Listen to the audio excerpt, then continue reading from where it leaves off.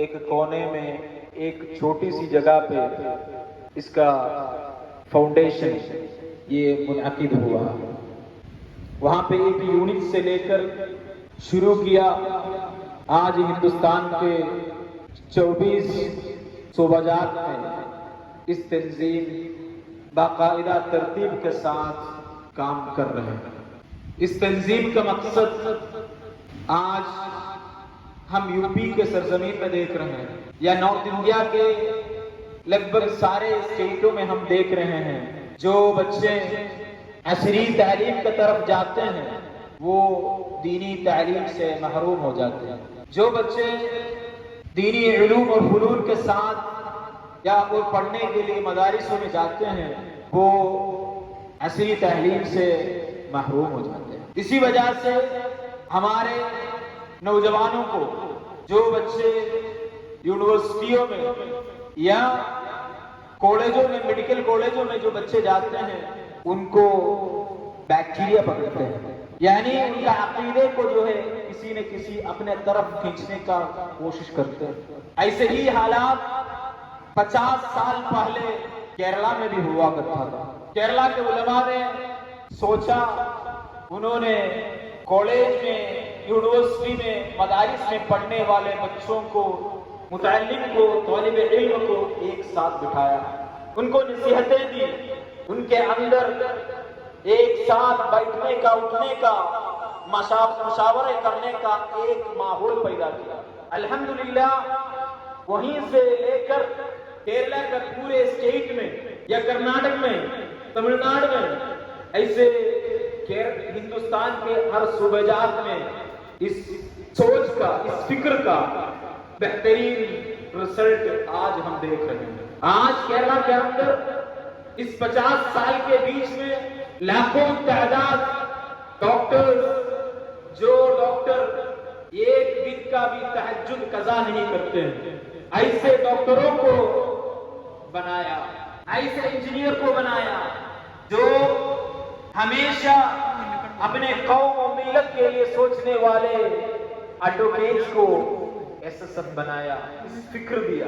مدارس سے جو پڑھ کے نکلنے والے طالب علم اور علماء حضرات وہ کالج سے اپنے مدارس سے دستار لے کر کے نکلتے وقت وہ اس کے ساتھ ساتھ کسی میڈیکل کالج کا، کسی لا کالج کا، کسی انجینئرنگ کالج کا نہیں، ہندوستان کے الگ الگ جو آفیسران بن کر کے وہ مدارس سے ہی نکلتے ہیں. ایسے ایک ماحول، ایسے ایک سوچ، ایسے ایک فکر ایس ایس ایف نے سارے نوجوانوں کو اندر دلوں کے اندر ڈال دیا. یہی ایس ایس ایف نے کام کیا. اس لیے آج کیرلا کے اندر، کرناٹک کے اندر عصری تعلیم، دنیوی تعلیم، دینی تعلیم بول کر کے کوئی فرق نہیں. یہ فرق ہم نے بنایا ہے.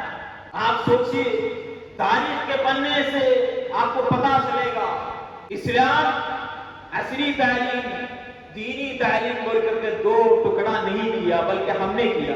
جتنے پرانے سائنسدان کو، سائنٹسٹ کو آپ اٹھا کر کے دیکھیے، وہ مفسر ہو سکتا ہے، وہ محدث ہو سکتا ہے. دور کہیں نہیں جانے کا ضرورت ہے، دور جانے کا ضرورت نہیں. اعلیٰ حضرت فاضل بلانی رحمۃ اللہ علیہ ان کا فکر کو آپ دیکھیے گا، ان کا کتاب کو آپ اٹھا کر کے دیکھیے، انہوں نے کس فن میں کتاب نہیں لکھا، سارے فنون میں کتاب ہے.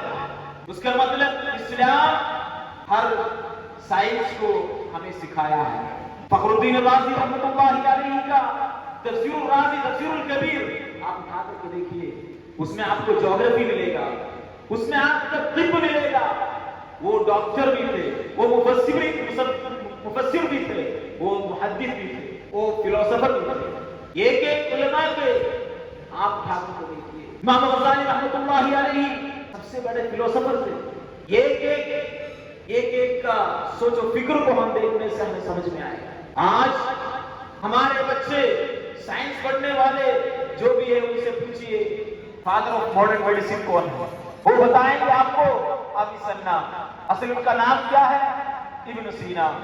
ابن سینا کا کتاب The Canon of Medicine، اس کا نام بھی قانون القانون فی الطب، اس کا نام بھی چینج نہیں کر پایا، بلکہ کینون وہاں تک چینج کر رکھنا پڑا۔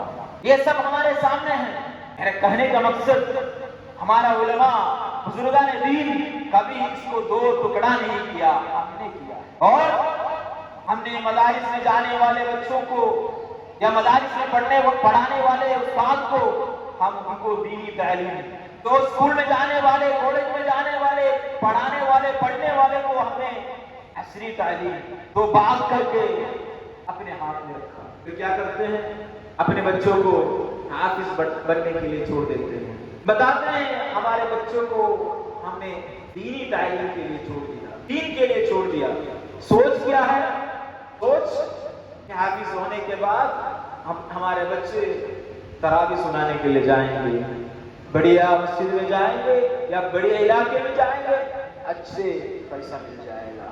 وہیں پہ ہی دنیا آ گیا، وہیں پر ہی دنیا آ گیا ہے۔ ہمارا سوچ میں، ہمارا فکر میں ہم نے پہلے کر لیا ہمیں دنیا کمانا ہے، پھر ہم بتاتے ہیں ہمیں ہمارے بچوں کو دین کے لیے چھوڑ دیا۔ اصل میں آپ سوچئے، دین دنیا کے لیے جو سوچ ہمارے اندر ہے، اسی کا نام ہے دنیاوی تعلیم۔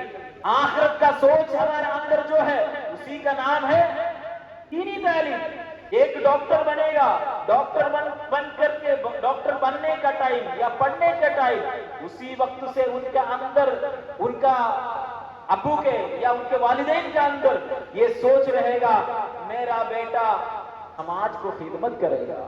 وہ سوچ کا، وہ نیت کو، وہی نیت وہ ہے دینی تعلیم، وہ ہے دینی تعلیم۔ انما الاعمال بالنیات، ہمارے اعمال کا دار و مدار وہ نیت پر ہے، ہمارا سوچ پر، ہمارا فکر پر ہے میرے پیارے دوستوں۔ اس لیے ہمیں اپنا نیت کو صحیح کرنا ہوگا، سدھارنا ہوگا، پھر ہمیں ہمارے بچوں کو سارے تعلیم دلانا، سب تعلیم دینا ہے تاکہ وہ آنے والے نسل کو وہ لیڈر بنے۔ آج ہمارا بیچ میں لیڈر کا کمی ہے، ہمارا بیچ میں لیڈر کا کمی ہے۔ جتنا لیڈر ہوگا اتنے ہمارا بیچ میں ایک اتحاد اور اتفاق رہے گا، جتنا تعلیم ہوگا اتنے ہمارا بیچ میں اتحاد اور اتفاق ہوگا، اس کا کمی ہے۔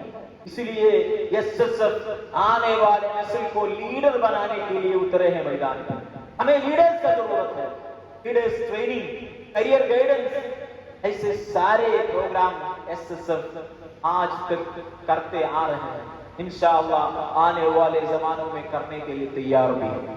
اس میں آپ سب کو اس کے ساتھ جوڑنے کے لیے ایس ایس ایف آپ کے سامنے آیا ہے، اور ایس ایس ایف 50 سال ہو گیا۔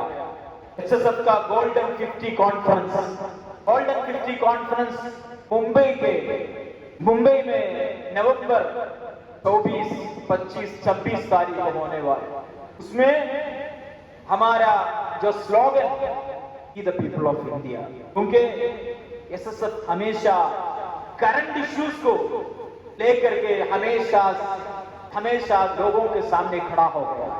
ابھی سب سے پہلے، سب سے زیادہ ضرورت اسی کا ہے کہ ہم سب انڈیا میں رہنے والے لوگ، ہم سب جو ہے اپنا آپ کو سمجھائے کہ نہیں، ہم سب جو ہے ہندوستان کے لوگ ہیں، ہم کسی نہ کسی کی وجہ سے ہم فرقہ پرست نہیں ہونی چاہیے، ہم سب ایک ساتھ رہنے والے ہیں۔ ہمارا بیچ میں ہمارے کلر، ہمارا جات، ہمارا سوچ، فکر، اس کا کسی طرح کا فرقہ پرست نہیں ہونی چاہیے۔ یہ سوچ لوگوں کے سامنے بتانے کے لیے یہ سب آج ایک یاترا کر رہے ہیں، سمویدھان یاترا۔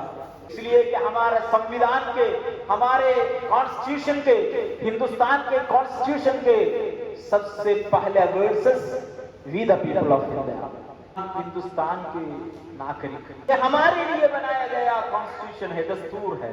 اس دستور کو برقرار رکھنا، اس دستور کو ٹھیک رکھنا، حفاظت رکھنا، یہ ہمارا ڈیوٹی ہے، یہ ہمارا ڈیوٹی ہے. اس دستور میں کسی کا حق چھیننے کا ہمیں نہیں حق دیا.